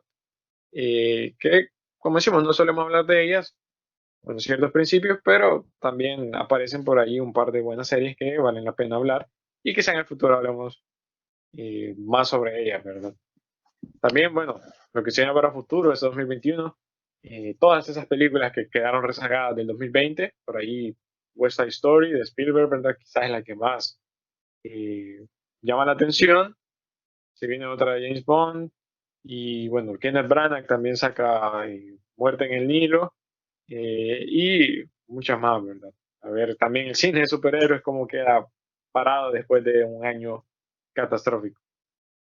Y bueno, como hemos visto de la lista de películas que hemos hablado, obviamente no hemos incluido todo lo del año 2020, pero sí lo que nosotros consideramos como lo fundamental de este año. Y bueno, pues ustedes podrán hacer sus conclusiones, si fue un buen año o un mal año en el cine, pero es cierto que nos ha dejado un poco de todo. Y bueno, esperamos que este 2021 sea bastante fructífero, que podamos disfrutar más de cine y creo que aquí, y espero que bastante de nuestros escuchas puedan apreciar el hecho de lo valioso de poder ir a las salas de cine y de aprovechar de esas películas que están hechas para eso y que no se comparan a la plataforma de streaming. Y bueno, como saben, afortunadamente en el 2020 sí hubo bastante de Ellos Viven.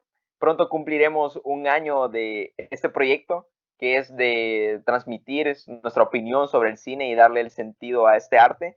Y bueno, recuerden que también pueden leer más sobre nosotros, ¿verdad? Y leer los escritos que hay sobre distintas películas en Letterboxd. También recuerden que pueden escucharnos tanto en eBooks, Spotify o YouTube. Y pueden encontrarnos para saber sobre próximos episodios en Facebook e Instagram como Ellos Viven Podcast. Y bueno, nos escuchamos pronto. Eso fue Ellos Viven.